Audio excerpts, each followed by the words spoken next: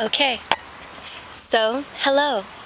My name is Maraya Karena, and welcome to the Cyborg Anthropology Podcast. And this episode, we are going to be talking about one of my favorite topics ever, which is mushrooms. All kinds of mushrooms. And I want to start this off by saying, a while ago, they sent out a bunch of robots on the internet, a bunch of little cyborgian cartographers to come back and be able to generate a map of what the internet looks like.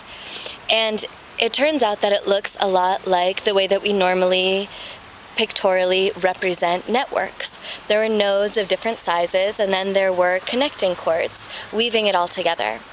And people looked at this picture and realized that it looked like two things that we know on the planet. The first is a neural network. The first being your nervous system, especially the way that the nervous system works in your cerebrum, which makes sense. You know, we kind of understand that we've built this collective brain for ourselves that we call the internet. And so in the same way that your nervous system, your neural network, stores information and is able to communicate that information through electrical synapses non-locally to different cells, so to different cells that are not directly next to each other. We've built the internet for storing information and for using electricity to communicate that information between us when we're not directly next to each other. So seen through this way, we can understand that we, in a certain way, are the brain cells of the planetary organism, and that this is a technological and social structure that we've built for keeping us in greater communication with each other and for being able to store information. Now, the second thing that they realized that this looked like was a mycelial network. And mycelium is actually the largest part of the mushroom organism. So maybe a lot of times when you think of a mushroom, you think of those things that pop up out of the ground after it rains. But those are actually only the fruiting body of the mushroom creature, which is actually this extensive and intricate network of mycelium, these large roping things that connect different nodes under the ground. And they're huge. They even think right now that the largest organism in the world is this mushroom that lives in a mountain in southern Oregon. So that when you walk up one side of the mountain, the mycelial network feels your footsteps underfoot. And when you walk down the other side of the mountain, the same mycelial network, the same organisms, feels your footsteps as you walk down. And because it functions similarly to the internet, the whole network is in fact communicating within itself, so that the mycelium on the other side of the mountain feels you as you're walking up this side of the mountain. Now, most of the earth on this planet has mycelial networks weaving through the soil. And you can almost think the next time that you go walking on soil, in the forest, on a mountain, anywhere, that you are in fact walking with the mycelial network native to that place. So for me, the question is, if we're already organizing ourselves in a way similar to mushrooms, then what are some of the characteristics of mushrooms? And the first is that they exist in this network. The second is that this network is actually a symbiotic creature with the entire ecosystem. And so what it means to be symbiotic is that you are in a mutually beneficial relationship with something else.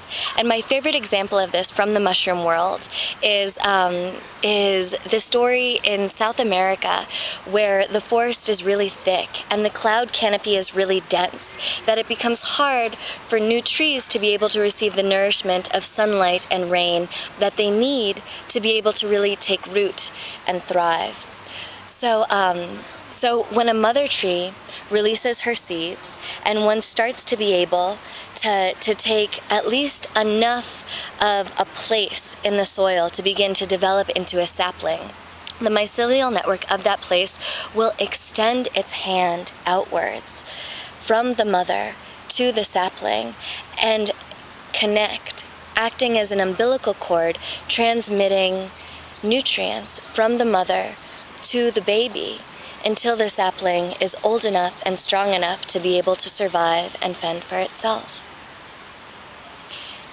And this highlights something else about mushrooms, is that they're always relational, that the way that they exist on this planet is always in dynamic and symbiotic relationship to the entire ecosystem. And one of the main ways that they do this is through decomposition. So actually, almost all of the examples that we have of things decomposing, of compost, of plants and animals and chemicals and cells of all kinds returning to soil, returning to that great primordial stew of biomass on the planet, is facilitated by the mushrooms. So whereas we like to look at the life cycle of things, that entire second half of the circle, the entire process of the death cycle of things, is the domain of the mushroom. So I really want us to think about this, to think about the great debt that we owe to mushrooms on the planet, that they are the digestive system, the decomposition system that makes everything on this planet capable of once again being fertile and bearing new life. And I think that this is actually something similar to the way that human creativity works. If you think about it, it's almost as though we take in all of this information and we're into our own bodies, and through our expression are able to transmute these same stories, these same sorrows, these same joys, through our individual expression, through our fruiting bodies, into something that can once again become new and have new life and touch us in a different way that carries with it the mark of the duende, that dark angel, the muse. So I think one of the reasons why mushrooms are such a favorite topic of mine is because I think if you're looking for intelligent and benevolent, conscious relationship on this earth, then the prime example, the one place to look is to the mushroom, or one of the places to look is to the mushroom. And I think that it begs a really great question, which is, especially because we're already structuring ourselves like this, how can we be more like mushrooms? And how can we use the mycelial model to greater correspond to our technosocial models that we're already in the process of generating? And I think one of the things about this is that mushrooms are actually creatures, that they're actually more like us than they are like plants or bacteria, that actually the phylum on planet Earth that we are closest to is the mushroom. Yeah? And the main difference between us and them is that whereas we digest internally, we eat food and we excrete waste, they digest externally through their fruiting bodies, right? Where they take in these different chemicals and through this active transmutation process that produces a biomass that we call a mushroom, they then decompose back into the soil, changing those things into something else.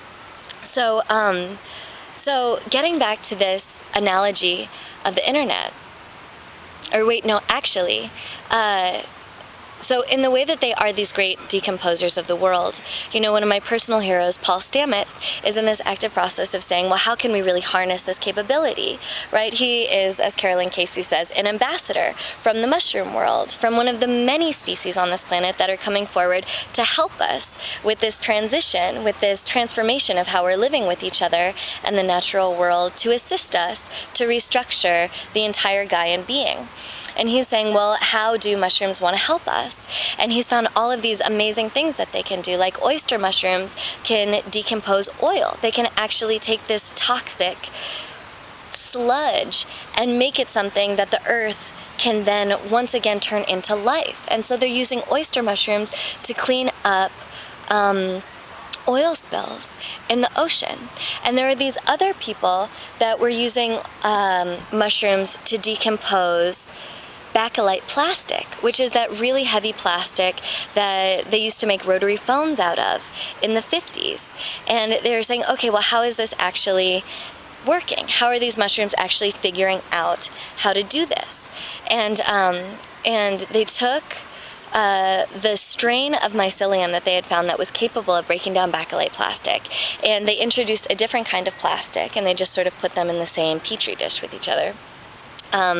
And what they saw is the mycelium sent out like this little team into the plastic that they were trying to decompose, allowed itself to become imprinted with the genetic and chemical signature, the architectural makeup of this plastic, then returned to the mycelial hub, returned to the mother network, where the network rearranged itself, honestly, chemically realigned itself into a configuration that it believed capable of transmuting this plastic, and then, with its full organismic power, once again reached out to the plastic in a process of attempting to decompose it.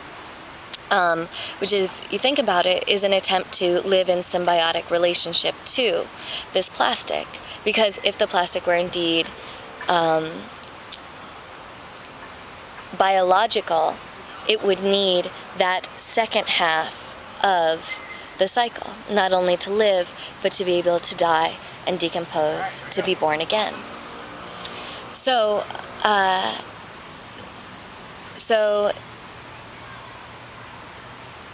now, getting back to the analogy of the internet, where we've created this external brain for ourselves, it is almost as though we are pooling the entire genetic imprint of the history of humans on this planet.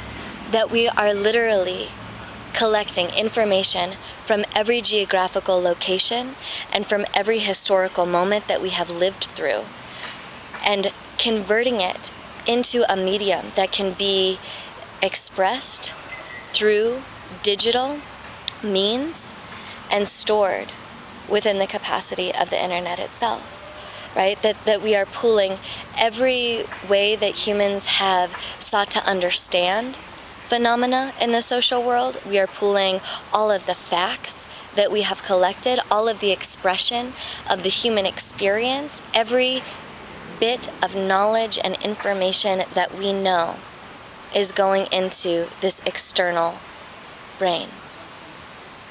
And I think what's going on is for the first time we are acting like mushrooms. For the first time we are digesting external to ourselves. And that this information in digital form is the RNA of life on this planet as we know it. And we're putting it into this big global pod in order to be able to project it back into ourselves, in order to be able to pressurize all of this information once again into ourselves, so that in the same way that every cell in your body contains the genetic blueprint for your entire being, we, through the RNA of information, are attempting to contain the entire genetic blueprint for the planet. That this is almost a fractaling down of all of Gaia into you. And that's why it seems so overwhelming. And that's why it seems like there's a massive compression going on.